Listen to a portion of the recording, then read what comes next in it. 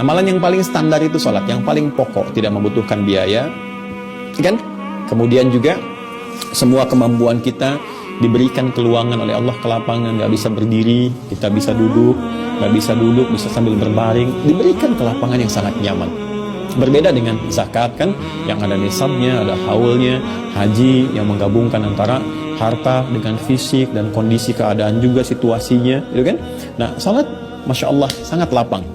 Jadi cek di standar yang ini. Kalau kita ingin meningkatkan iman kita sehingga menguatkan imun kita, dari situ akan keluar nanti derivasi kata iman dari akarnya yang paling awal, yaitu al-amnu, aman, tenang. Jadi orang beriman itu, teman-teman, ketika imannya benar, imannya meningkat, maka yang pertama Allah berikan pada dirinya ketenangan. Ya, ketenangan. Ada perasaan tenang, nyaman, enak, damai gitu keadaan hati itu dalam segala suasana. Makanya Masya Allah, riwayat yang sampai kepada kita ajaban ya li amril mu'min. Masya Allah, sangat mengagumkan perkara orang beriman itu, sangat mengagumkan. Ya, apabila dia mendapatkan kesuksesan dia bersyukur, apabila dia merasakan suasana duka dia pun bersabar. Jadi nggak ada bedanya antara suka dengan duka. Ya, jadi yang terlihat tuh yang dirasakan suasananya aja tidak sama, tapi cara menyikapinya karena diberikan tuntunan, jadi rasanya serupa, sama-sama ujian, sama-sama peningkatan kualitas. Dan disikapi dengan cara yang bijak sehingga berhasil di situ. Ya, ketika suka dia bersyukur, ketika duka dia bersabar. Dan itu yang punya, alhamdulillah, cuma di Islam. Nggak percaya silahkan cek. Di mana Anda temukan konsep sabar dan syukur? Ya, cek di kitab sucinya masing-masing. Silahkan dilihat. Ya, tunjukkan gitu. Sabar dan syukur di mana ditemukannya perpaduan itu. Ya, cuma di Quran. Ya, kalau orang menjelaskan ceramah, tausiah atau pengembangan dalam konsepsi apapun bisa. Tapi di mana sumber utamanya? Di Quran. Silahkan cek. Syukur ditemukan, sabar ditemukan. Ya, la in syakartum la azidannakum. Quran surah ke-14 ayat 7 itu kan yang konsepnya tentang syukur.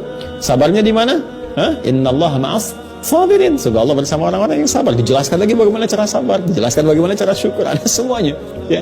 Jadi teman-teman sekalian, ini ketenangan diberikan. Kata iman itu, al-iman itu kan akarnya seperti saya terangkan di pertemuan lalu, akar paling utamanya dari kata al-amnu. Makanya di Quran disampaikan ulaika lahumul amnu, ulaika lahumul amnu. Orang-orang yang beriman alladzina amanu, kan? Orang-orang yang beriman itu dan imannya benar, cara berimannya, maka yang pertama Allah berikan kepada mereka ulaika lahumul amnu. Mereka diberikan ketenangan, kedamaian dalam jiwanya. Diminta menguatkan iman. Dengan menguatkan iman itu kita akan tenang. Ya, cara menguatkannya pertama aspek ritual, tunaikan sholat.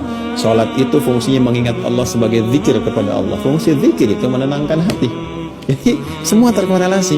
Nanti setelah hati tenang, ada kenyamanan dalam hati, al-insyirah itu, maka ketenangan itu akan membimbing kita beraktivitas, berikhtiar. Dan ketenangan itu yang menghadirkan petunjuk Allah datang.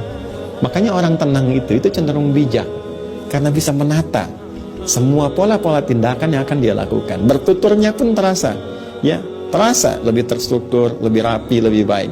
Tindakannya lebih terukur, karena dia punya peta-peta, pola-pola. Apa yang harus dia siapkan sebelum dia bertindak, itu yang tenang. Ya, oke, sering saya katakan jiwa yang tenang melahirkan ibadah yang cemerlang. Jiwa yang tenang melahirkan kreativitas yang cemerlang. Jadi penting menjaga ketenangan jiwa itu. Ini, ya, konsepsinya ini. Sehingga tenang berkehidupan, tenang pulang dan kembali kepada tempat yang menenangkan.